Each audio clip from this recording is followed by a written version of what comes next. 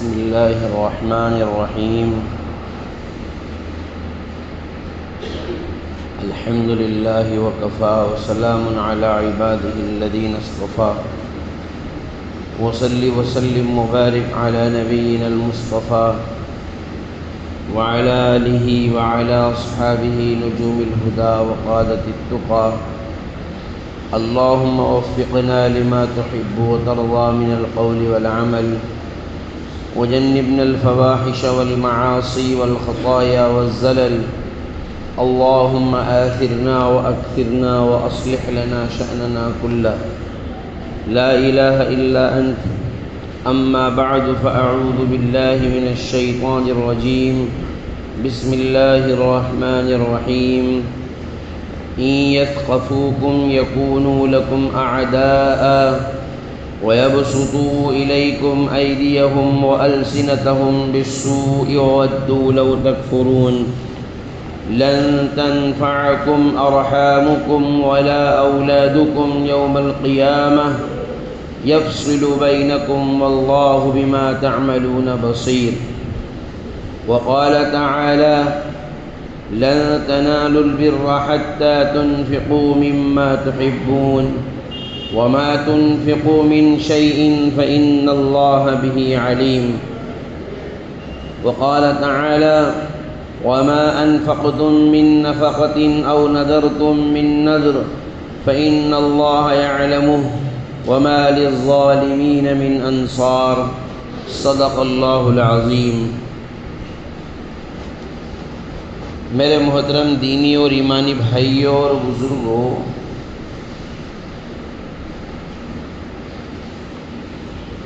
شروع سے ہی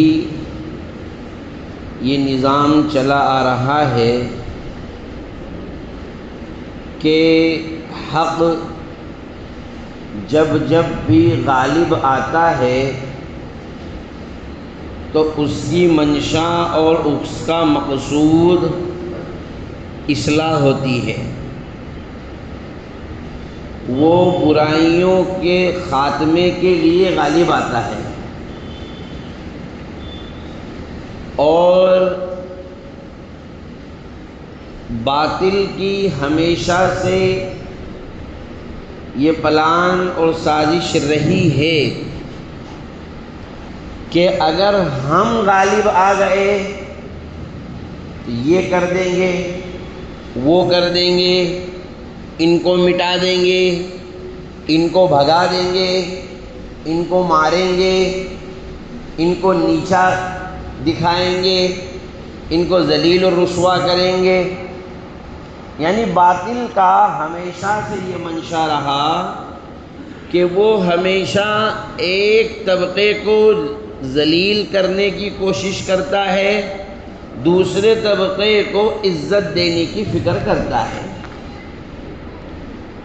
رسول اللہ صلی اللہ علیہ وسلم کی بعثت سے پہلے دنیا کا حال کچھ اس طرح ہی تھا،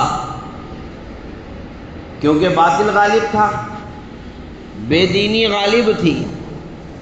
اسی وجہ سے ان میں مشرکین میں یہودیوں سے متاثر ہو کر ان کا ایک دستور یہ تھا کہ جب کوئی چھوٹا آدمی گناہ کرتا جس کی مارکیٹ میں ویلیو نہیں ہے، مزدور قسم کا آدمی ہے، ٹھیلا چلانے والا، تگاری اٹھانے والا، چھوٹی موٹی دکان کرنے والا، اگر وہ گناہ کرتا تو اس کو اس کے گناہ کی سزا دی جاتی اور لوگوں کے سامنے ذلیل کیا جاتا. بات کو سمجھیے آپ. اس کے بالمقابل کوئی بڑا آدمی اگر گناہ کرتا اور نامچین اور نامور کوئی آدمی ہے، اگر وہ گناہ کرتا تو اس کو دبانے کی کوشش کرتے. وہ عزت کا مسئلہ ہے، فلاں صاحب کی گھر کی عزت چلے جائے گی، وہ ان کی عزت روڈ پہ آ جائے گی، تو اس کو کیا کرتے؟ دبانے کی کوشش کرتے. حتیٰ کہ اگر ساتھ میں کوئی چھوٹا موٹا آدمی ہوتا تو اس کو لے دے کے معاملے کو رفع دفع کر دیتے. یہ باطل کا ایک نظریہ اور ایک طریقہ رہا ہے۔ رسول اللہ صلی اللہ علیہ وسلم کی بعثت کے بعد اسلام نے چھوٹے لوگوں کو ان کے حقوق اور ان جن کو لوگ ذلیل سمجھتے ہیں ان کو عزتیں دینے کا اور ان کو ان کے حق فراہم کرنے کی سبیل بنائی۔ جو آیت کریمہ میں نے آپ حضرات کے سامنے تلاوت کی ہے قرآن کریم کی سورہ ممتحنہ کی، اللہ سبحانہ و تعالی فرماتا ہے، اس آیت کا ترجمہ یہ ہے اِن یثقفوکم، مشرکین کے بارے میں فرمایا اگر یہ لوگ حکومت میں آ گئے، یعنی مشرکین اگر ان کی حکومت آ گئی، اگر یہ غالب آ گئے، اگر یہ سطح میں آ کر بیٹھ گئے، یکونوا لکم اعداء، یہ تمہارے دشمن بن جائیں گے، وَيَبْسُطُوا إِلَيْكُمْ أَيْدِيَهُمْ وَأَلْسِنَتَهُمْ بِالسُّوءِ، اپنی زبانوں اور اپنی ہاتھوں کو تمہارے خلاف استعمال کریں گے۔ یہ آیت کا ترجمہ کر رہا ہوں۔ وَوَدُّوا لَوْ تَكْفُرُونَ، ایسا کیوں کریں گے؟ ان کی منشا یہ ہے کہ تم بھی کافر ہو جاؤ، تم بھی کفر کر لو۔ اگر تم کفر کر لیتے ہو، نعوذ باللہ ثم نعوذ باللہ، تو پھر یہ تمہارے دوست بن جائیں گے۔ اسی مضمون کو دوسری جگہ اللہ نے ارشاد فرمایا وَلَن تَرْضَىٰ عَنْكَ الْيَهُودُ وَلَا النَّصَارَىٰ حَتَّىٰ تَتَّبِعَ مِلَّتَهُمْ، یہود و نصارہ آپ سے اس وقت تک خوش نہیں ہو سکتے جب تک کہ آپ ان کے دین کی پیروی نہ کرنے لگو۔ لیکن آپ کا کام کیا ہے؟ قُلْ إِنَّ هُدَى اللَّهِ هُوَ الْهُدَىٰ، اللہ کی طرف سے جو ہدایت ہمیں ملی ہوئی ہے وہی حقیقت میں ہدایت ہے، ہم اسی پر چل رہے ہیں، اسی پر چلیں گے اور اپنی نسلوں کو اسی پر چلائیں گے۔ حضور علیہ السلام کو کہا گیا اے محمد آپ یہ کہیے، آپ کہیے کہ ہدایت وہ ہے جو اللہ کی طرف سے آئی ہے، نہ یہ کہ ہم تمہاری منشا کے مطابق تمہارے حکومت میں آ جانے کی وجہ سے، تمہارے غالب ہو جانے کی وجہ سے ہم تمہاری ہی زبان بولنے لگے اور تمہاری ہی بھاشا بولنے لگے۔ اسی لیے اللہ سبحانہ و تعالی نے اگلی آیت میں ارشاد فرمایا لن تنفعکم ارحامکم ولا اولادکم یوم القیامہ یفصل بینکم، یاد رکھو تمہاری رشتہ داریاں اور تمہارے اولادیں قیامت کے دن یہ تمہارے کام آنے والی نہیں ہے۔ اللہ سبحانہ و تعالی قیامت کے دن تمہارے درمیان فیصلہ کرے گا، تمہارے ایمان کی بنیاد پر، عقیدے کی بنیاد پر، نظریے کی بنیاد پر، سوچ کی بنیاد پر، تمہاری تھنکنگ کیسی ہے، تمہاری سائیکلوجی کیسے کام کر رہی ہے، اللہ سبحانہ و تعالیٰ اس کے اعتبار سے فیصلہ کرے گا۔ واللہ بما تعملون بصیر، تم کیا کر رہے ہو اللہ سبحانہ و تعالیٰ سب کچھ جانتا ہے اور سب کچھ دیکھنے والا ہے۔ معلوم یہ ہوا کہ حق غالب آئے یا مغلوب رہے، حق کو ماننے والے کم رہے ہوں یا زیادہ رہے ہوں، حکومتوں میں آنے والے ہمارے ہوں یا پرائے ہوں، دوست ہوں یا دشمن ہوں، مومن ہوں یا کافر ہوں، اسلام کو بڑھاوا دینے والے ہوں یا اسلام کے مٹانے والے ہوں، حکومت میں کوئی بھی آئے، مسلمانوں کو اللہ سبحانہ و تعالی نے ایک ٹریڈ مارک دے دیا اور اللہ سبحانہ و تعالی نے ہمیں ایک راستہ دے دیا وَأَنَّ هَذَا صِرَاطِي مُسْتَقِيمًا فَاتَّبِعُوهُ وَلَا تَتَّبِعُوا السُّبُلَ فَتَفَرَّقَ بِكُمْ عَنْ سَبِيلِهِ۔ اللہ سبحانہ و تعالی فرماتا ہے کہ میرا جو راستہ ہے جو میں نے تم کو حضرت محمد مصطفیٰ صلی اللہ علیہ وسلم کے ذریعے سے دیا ہے، تمہارا کام ہے اس راستے پر چلو، ادھر ادھر کی نہ دیکھو، پگ ڈنڈیوں کی طرف نہ جاؤ، کچے راستوں کی طرف گاڑیاں مت موڑو، اور کھائیوں میں اور ندیوں میں اور نالوں کی طرف جھانک کر کے مت دیکھو، اس لیے کہ اگر ادھر جانے کی کوشش کرو گے فَتَفَرَّقَ بِكُمْ عَنْ سَبِيلِي، راہ راست سے بھٹک جاؤ گے، اور پھر تمہارا انجام کیا ہوگا؟ زندہ بچو گے، مر جاؤ گے، یا ٹوٹل لاس میں جاؤ گے، کھائی میں بہہ جاؤ گے، کوئی تم کو اس کا علم نہیں ہے۔ تو اللہ سبحانہ و تعالیٰ نے جب ہمیں ایک نظام عطا فرما دیا تو اب اس نظام کے مطابق جینا اور اس کے مطابق مرنا اور اپنی زندگی کو اس کے اعتبار سے چلانا، یہ ہماری ذمہ داری ہے۔ اسلام مخالف طاقتیں اور اسلام مخالف دشمن اور اسلام کو مٹانے والی یہودی لابی اور اس کے پیچھے کام کرنے والے ان کے چمچے اور ان کے غلام اور ان کے تلوے چاٹنے والے وہ حکمران جو ان کے اشاروں پر کام کرتے ہیں، وہ کسی بھی ملک کے ہوں، ہمیں اس سے کوئی مطلب نہیں، چاہے وہ ہمارے ملک کے ہی لوگ کیوں نہ ہو، ہم کو اس سے کوئی مطلب نہیں، لیکن انہوں نے اسلام مخالفت میں اور اسلام کے خلاف سازشوں میں اتنی حد تک آگے بڑھ گئے۔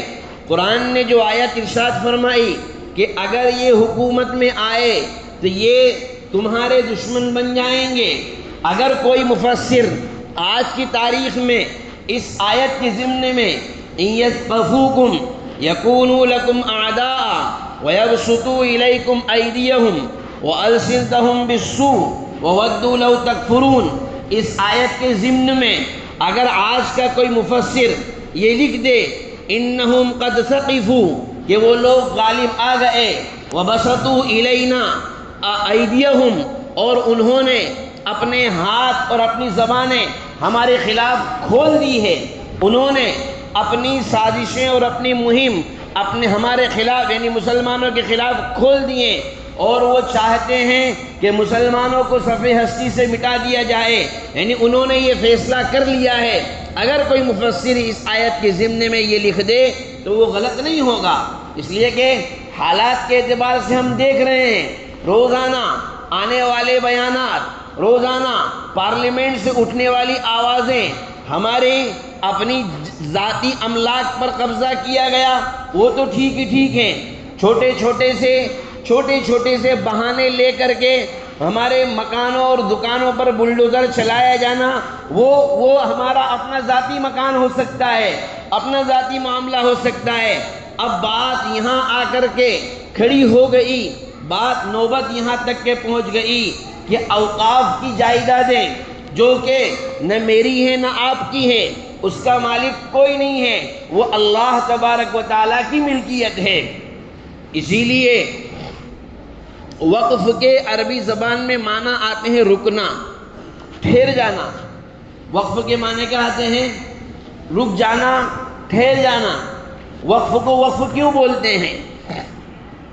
قاری صاحب بیٹھے ہوئے ہیں، نورانی قاعدہ پڑھاتے ہیں، تو آیت پر چلتے چلتے آپ ٹھہر جائے، اس کو کہتے ہیں وقف ہو گیا، ٹھہر جاؤ۔ وقف کو وقف اسی لیے کہتے ہیں کہ ہماری زمینیں، ہماری جائیدادیں، ہماری دکانیں، ہمارے مکان جو بھی ہیں وہ ابھی تک چل رہی تھی، وہ ابھی تک گھوم رہی تھی، آج یہ مالک، کل یہ مالک، کل یہ مالک، اس نے اس کو بیچ دیا، وہ چل رہی ہے، ابھی رکی نہیں ہے، لیکن جیسے ہی اس کو کہہ دیا گیا کہ یہ میں نے اللہ کے لیے دے دی، اب رک جائے گی، اب یہ یہاں سے آگے نہیں بڑھے گی، اب اس کا کوئی مالک نہیں ہے۔ یعنی حتیٰ کہ آپ اس سے اندازہ لگائیں کہ ایک آدمی نے پورا قبرستان وقف کیا، قبرستان کی 10 ایکڑ زمین وقف کی، اب اس کے بعد میں، اس کے انتقال کے بعد میں اس نے وقف کر دیا اور 5 لوگ دفن ہونا بھی شروع ہو گئے۔ انہی صاحب کا انتقال ہوا اور انتقال کے بعد ان کے بچے یہ چاہیں کہ ہمارے ابا کے لیے اسپیشل آدھا ایکڑ زمین رکھی جائے، وہاں ہم باغیچہ بنائیں گے، کرسیاں لگائیں گے تاکہ کوئی ایصال ثواب کرنے کے لیے آئے تو آرام سے بیٹھ کر کے اور وہاں اطمینان سے بیٹھ کر کے ایصال ثواب کرے، نہیں چلے گا، اس لیے کہ یہ تمہارے ابا کی تھی، اب یہ اللہ تبارک و تعالیٰ کی ملکیت ہو گئی، اس میں کسی مائی کے لال کو ترمیم کرنے کی گنجائش نہیں ہے۔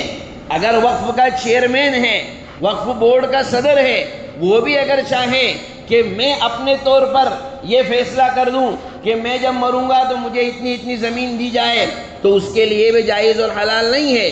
کیوں؟ اس لیے کہ اس میں ملکیت کا یعنی اونرشپ کا جو ایک سسٹم تھا وہ کسی زمانے میں تھا، جیسے ہی وقف کر لیا گیا اب اس کے اوپر اسٹاپ لگ گیا ہے، اب یہ کسی کی اب یہ آگے نہیں بڑھے گی، یہ اللہ تبارک و تعالیٰ کی ملکیت ہو گئی۔ جب یہ اللہ کی ملکیت ہو گئی تو اس کے سارے سسٹم بھی اللہ کے فرمان کے مطابق چلیں گے، رسول اللہ صلی اللہ علیہ وسلم کے فرمان کے مطابق چلیں گے، اور زمینوں اور جائیدادوں کا وقف کیا جانا یہ کوئی نیا معاملہ نہیں ہے، یہ تو جناب رسول اللہ صلی اللہ علیہ وسلم کے زمانے سے چلا آ رہا ہے۔ قرآن کریم میں ایک آیت ہے، اللہ نے ارشاد فرمایا لن تنالوا البر حتى تنفقوا مما تحبون، کہ تم اپنی پسندیدہ چیز کو جب تک کہ خرچ نہیں کرو گے اس وقت تک کامل نیکی حاصل نہیں کر سکتے۔ ابو طلحہ انصاری رضی اللہ تعالی عنہ، جو ان کا ایک بہت بڑا باغ تھا مسجد نبوی کے قریب جو بیر ہا کے نام سے مشہور تھا، حضور علیہ السلام کی خدمت میں آئے، عرض کرنے لگے یا رسول اللہ میں اپنا یہ باغ اللہ کے لیے وقف کرتا ہوں، آپ کو دیتا ہوں، آپ اس کو مسلمانوں کی ضرورتوں میں خرچ کرو۔ حضور علیہ السلام نے فرمایا کہ اس کو تم اپنے اعزہ و اقارب میں تقسیم کر دو اور ان پر خرچ کر دو۔ سعد بن عبادہ رضی اللہ تعالی عنہ حضور علیہ السلام کی خدمت میں حاضر ہوئے، عرض کیا یا رسول اللہ میں اپنی والدہ کے لیے ایک کنواں کھدوا کر کے اس کو مسلمانوں کے لیے وقف کرنا چاہتا ہوں، تو کیا اس کی گنجائش ہے؟ حضور علیہ السلام نے ان کو اس کی اجازت مرمت فرمائی۔ تو معلوم یہ ہوا کہ اوقاف کا جہاں تک یہ مسئلہ ہے، زمینوں اور جائیدادوں، دکانوں اور مکانوں کے یہ جتنی بھی وقف کی پراپرٹی ہے یہ سب کے سب اس لیے وقف کی گئی۔ مغل بادشاہوں نے بھی، فیروز شاہ تغلق نے، شیر شاہ سوری نے اور اورنگزیب عالمگیر رحمۃ اللہ علیہ نے اور کئی بادشاہوں نے جب بھی وہ مسجدیں بنایا کرتے تھے تو اس کے ساتھ میں کئی زمینیں اور کئی جائیدادیں وقف کر دیا کرتے تھے کہ ان زمینوں اور جائیدادوں کے ذریعے سے ان کا نظام چلتا رہے گا، ان کے خرچے چلتے رہیں گے۔ تو اوقاف کا جہاں تک کہ تعلق ہے یہ کوئی نیا نہیں ہے، یہ تو بہت پرانا چلا آ رہا ہے۔ آپ کو یاد ہوگا مدینہ منورہ میں ایک کنواں تھا بیر روما کے نام سے، پورے مدینہ کا سب سے صاف شفاف اور سب سے بہترین اور سب سے میٹھا پانی اسی کنویں کا تھا، اس کا مالک ایک یہودی تھا۔ نبی علیہ السلام باغ میں جایا کرتے تھے، کبھی کبھار اس کا پانی منگا کر پیا بھی کرتے تھے۔ جب اس یہودی نے دیکھا کہ حضور علیہ السلام کو میرے باغ کا پانی پسند ہے، ظاہر سی بات ہے جس پروڈکٹ کو بڑی پارٹیاں پسند کرتی ہیں تو ان کا ریٹ کیا ہو جاتا ہے؟ بڑھ جاتا ہے۔ ارے فلاں کمپنی نے ہمارے ساتھ ابھی ایگریمنٹ کیا ہوا ہے، تم نہیں بھی کرو گے تو کیا ہوا، وہ فلاں کمپنی تو ہمارے ساتھ لگی ہوئی ہے۔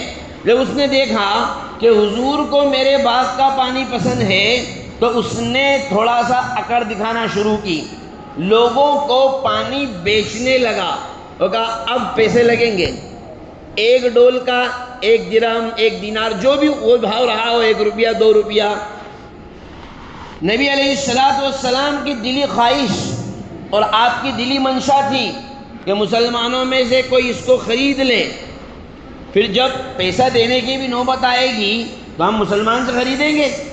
چنانچہ آپ علیہ السلام نے فرمایا جو اس کنویں کو خریدے گا میں اس کے لیے جنت میں ایک محل کی بشارت دیتا ہوں۔ حضرت عثمان ابن عفان رضی اللہ تعالی عنہ خدمت اقدس میں حاضر ہوئے، یا رسول اللہ اگر میں خرید لوں تو میرے لیے بھی گنجائش ہوگی، میرے لیے بھی محل ملے گا؟ آپ نے فرمایا بالکل ملے گا۔ پہنچ گئے یہودی کے پاس، کہنے لگے بتاؤ کتنے میں کنواں بیچو گے؟ میں بیچنا ہی نہیں ہے، مجھے بیچنا ہی نہیں ہے۔ نہیں دیکھ لو 15 کا بھاؤ چل رہا ہے، 20 لے لینا۔ ارے دینا ہی نہیں ہے بھائی، 25 لے لینا، 30 لے لینا۔ لالچ دیتے گئے۔ تو پیسہ ایسی چیز ہے کہ آدمی ایک لمٹ کے بعد میں اس کے منہ میں پانی آ ہی جاتا ہے۔ اور کہنے لگا بیچوں گا لیکن آدھا بیچوں گا۔ حضرت عثمان نے اس سے یہ کہا کہ تجھے بیچنا نہیں ہے، دیکھ تو کما رہا ہے تو ایک کام کر لے، ایک دن تیرا ایک دن میرا، ایک دن تو کمانا ایک دن میں کماؤں گا۔ اب وہ یہودی کیا سمجھا کہ حضرت جیسا میں نے اس کو کمرشیل بنا رکھا ہے، ایسے ہی حضرت عثمان بھی اس کو کمرشیل بنائیں گے اور اس کو بیچیں گے، اس کے پانی کو بیچیں گے اور کمائیں گے۔ کوئی دقت نہیں ہے، ایک دن تم کماؤ ایک دن میں کماؤں گا، ایک مشت رقم مجھے دے دو۔ ظاہر سی بات ہے جب اس کو ایک مشت رقم بھی مل گئی اور اس کا آدھا کنواں اپنے ہاتھ میں ہے۔ حضرت عثمان رضی اللہ تعالیٰ عنہ نے وہ کنواں لیا اور لینے کے بعد میں یہ کہا، مسلمانوں سے کہا کہ دیکھو جب اپنی باری آئے تو تم کو پیسہ دینے کی کوئی ضرورت نہیں ہے، اپنی طرف سے فی سبیل اللہ رہے گا۔ ہاں اگلا دن کل اس کی باری ہے تو جب کل اگر جاؤ گے تو تم کو پیسہ دینا ہے۔ اب یہ بات مدینہ میں ایسی پھیلی کہ مسلمان تو مسلمان، خود اس یہودی کے رشتہ دار بھی اس دن پانی بھرتے تھے جس دن حضرت عثمان رضی اللہ تعالیٰ عنہ کا نمبر آتا تھا۔ یعنی آج حضرت عثمان کی باری ہے تو آج پھول پھال بھیڑ رہے گی۔ دیکھا ہوگا آپ نے وہ مفت کے شیور لگتے ہیں نا، جو اس کا آنکھوں کی جانچ مفت میں، ہارٹ کی جانچ مفت میں، بلڈ پریشر کی جانچ مفت میں، جب فری کے شیور لگائے جاتے ہیں تو کیسے لائن لگا کر لوگ پہنچ جاتے ہیں۔ تو حضرت عثمان رضی اللہ تعالیٰ عنہ نے مفت کا شیور لگایا تھا کہ اپنے یہاں سے فری رہے گا، تو اس دن بھیڑ رہا کرتی تھی۔ اگلے دن کوئی بھیڑ نہیں، 1 دن 2 دن 5 دن 8 دن، اب وہ بھی پک گیا۔ وہ بھی کیا ہو گیا؟ پک گیا۔ ہماری اصطلاح میں کیا کہتے ہیں؟ کایا ہو گیا۔ وہ بھی کیا ہو گیا؟ اس کے مارے کایا ہو گیا کہ یار یہ کیا، کہ حضرت عثمان نے تو اپنی نال ٹھوک دی، کیونکہ یہ تو ایک طرح کی نالی تھی اس کی۔ تو آ کر کے حضرت عثمان سے کہنے لگا کہ بھیا ایک کام کرو، وہ جو آدھا ہے نا اس کو بھی لے لو تم۔ حضرت عثمان نے کہا نہیں لینا ہی نہیں ہے اپنوں کو چاہیے ہی نہیں، ضرورت ہی نہیں، اپنا کام ہو جا رہا ہے، ایک دن چھوڑ کے ہمارا کام ہو جائے۔ ارے نہیں لے لو، اب لیں گے لیکن پیمنٹ جو پہلے دیا تھا وہ بھاؤ نہیں ملے گا، 25 کے حساب سے دیے تھے اب 15 کے حساب سے دینا پڑے گا۔ بولو منظور ہے؟ اور ساتھ میں خالی کنواں نہیں لیں گے، کنویں کے ساتھ میں جو باغ ہے پورا کے پورا باغ روما، یہ جو حدیقہ روما ہے پورا کے پورا، جس میں کئی 100 کھجور کے درخت تھے۔ حضرت عثمان نے کہا کہ یہ اگر اس کے ساتھ میں دیتے ہو تو ڈن، اور نہیں تو کوئی دقت نہیں، چلنے دو، اپنا کام چل رہا ہے۔ آخر کا آ کر کے مجبوراً یہ کہنے لگا کہ ٹھیک ہے بھیا، رقم بھی آپ کی رہے گی، قیمت بھی آپ کی رہے گی، شرط بھی آپ کی رہے گی، مجھے اتنا پیسہ دے دو اور یہ لو اور میرے جو ہے جان چھڑاؤ میری اور مجھے جانے دو۔ چنانچہ حضرت عثمان رضی اللہ تعالیٰ عنہ نے اس کو لے کر کے پورا کے پورا ایمان والوں کے لیے وقف کر دیا۔ آج بھی وہ مسلمانوں کے لیے وقف ہے، آج تک بھی حضرت عثمان رضی اللہ تعالیٰ عنہ کے اس کا بجلی کا بل آج بھی حضرت عثمان کے نام سے ہی آتا ہے، آج تک بھی۔ تو اوقاف یہ مسلمانوں کی وہ املاک ہیں اور اللہ کی طرف سے ان کے لیے دیا ہوا وہ عطیہ ہیں جس میں کسی حکومت کو دخل اندازی کی گنجائش نہیں ہے۔ ہماری حکومت ایک نئے قانون لے کر کے آ رہی ہے کہ اب اوقاف کی جائیدادوں میں، یعنی مسجدوں میں اور دیگر مدرسوں کی جائیداد میں اب ہم غیر مسلموں کو بھی شامل کریں گے۔ کیوں بھائی؟ آپ کو یہ تو دکھ رہا ہے، آپ یہ کیوں نہیں کہتے ہیں کہ مندروں کے ٹرسٹ میں مسلمانوں کو لیا جائے گا، گرودوارا کے ٹرسٹ کا چیئرمین مسلمانوں کو بنایا جائے گا؟ آپ یہ کیوں نہیں کہتے ہیں؟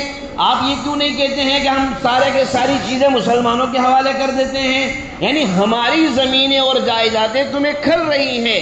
یہ حکومت نئے نئے قانون لے کر کے آ رہی ہے کہ اب آئندہ سے اوقاف کے جو فیصلے ہوں گے وہ کلیکٹر صاحب کریں گے۔ کلیکٹر صاحب کیا جانتے ہیں اوقاف کے بارے میں؟ ٹھیک ہے، آپ نے پڑھائی کری ہوگی، آپ بہت کچھ جانتے ہوں گے، اور پتہ نہیں کیا کیا آپ نے کیا ہو، کتنی رشوتیں دی ہم کو نہیں معلوم، اور کیسے آپ اس پوسٹ تک پہنچے ہم آپ سے بدگمان بھی نہیں ہوتے ہیں۔ ہم تو یہی کہتے ہیں کہ آپ نے اچھی پڑھائی کی، لیکن ہمارے اوقاف کے بارے میں آپ کیا جانتے ہیں؟ ہمارا دینی معاملہ ہے، ہمارا مذہبی معاملہ ہے، قرآن حدیث کا معاملہ ہے، اس کا فیصلہ وہ کرے گا جو قرآن حدیث جانتا ہے۔ جنہیں اگاڑی پچھاڑی دھونے کی تمیز نہیں ہے وہ قرآن حدیث کے متعلق فیصلہ کریں گے، وہ اوقاف کے متعلق فیصلہ کریں گے۔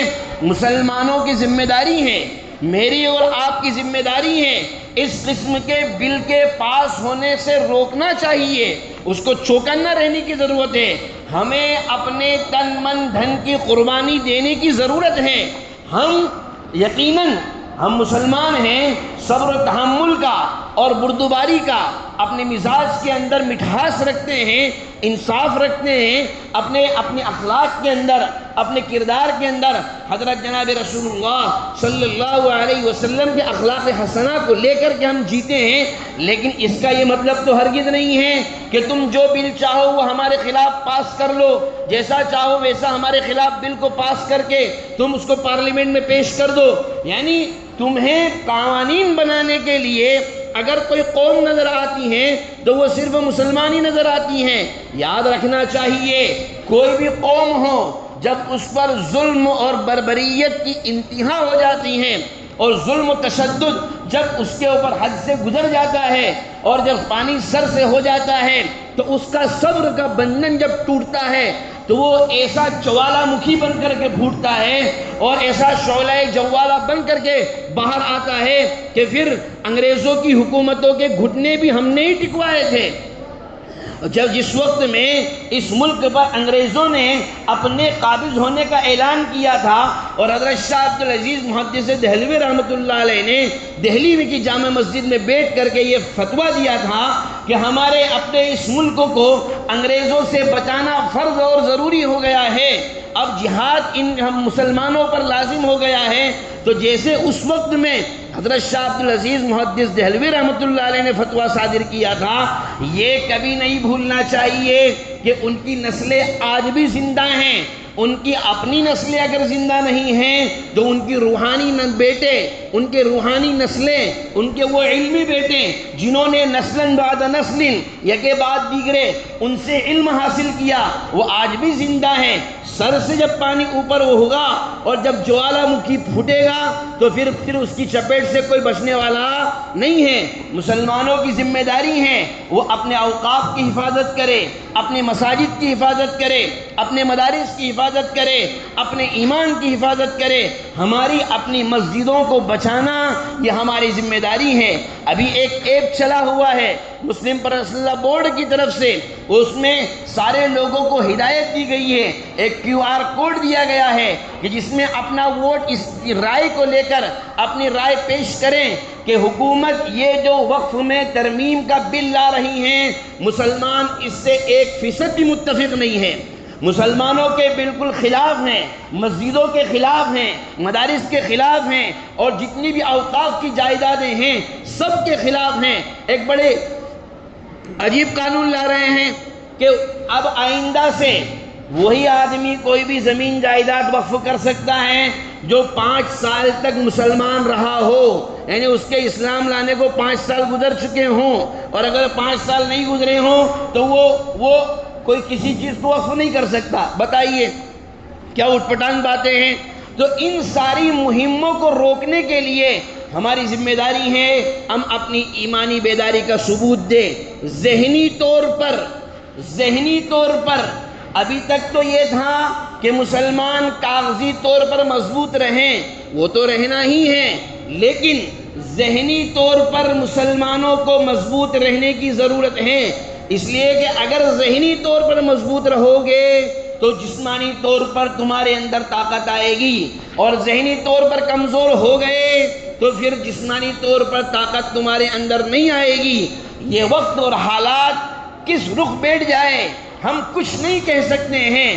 ہم اگر صرف اپنی مکانوں کو بچانے کے چکر میں رہیں گے، اپنی جائیدادوں کو بچانے کے چکر میں رہیں گے، پرسنل اپنی حفاظت کے چکر میں رہیں گے، اس کی کوئی ضمانت اور کی گارنٹی نہیں ہے۔ ہاں البتہ دین اسلام کو بچانے کے لیے، اسلامی جائیداد کو بچانے کے لیے، اسلام کے تحفظ کے لیے، اسلام کے بقا کے لیے اگر ہم کوششیں کرتے رہیں گے، اللہ تبارک و تعالیٰ کی شان غیوری سے یہ بات بعید ہے کہ جو لوگ اس کے دین کی حفاظت کے لیے لڑیں، اس کے دین کی حفاظت کے لیے آگے بڑھیں، اللہ ان کی اور ان کی نسلوں کی حفاظت نہ کرے، ایسا نہیں ہو سکتا ہے۔ تو ہماری اور ہماری نسلوں کی حفاظت اللہ اور اس کے رسول کے دین کی حفاظت میں ہے، اس لیے ہماری ذمہ داری ہے اپنے آپ کو ذہنی طور پر آگے بڑھائیں، نماز روزوں کا پابند بنائیں، گناہوں سے اپنے آپ کو دور رکھیں، اللہ سبحانہ و تعالیٰ نے جو نعمت عطا فرمائی ہے اس کی قدر کرے، ناقدری سے اللہ ہم سب کو بچائے، ہم ناقدری سے اپنے آپ کو بچائے۔ اللہ تبارک و تعالیٰ ہم سب کو کہنے سننے سے زیادہ عمل کی توفیق عطا فرمائے، اللہ ہم سب کی اصلاح فرمائے۔ وما توفیقی الا باللہ، سنت ادا کی۔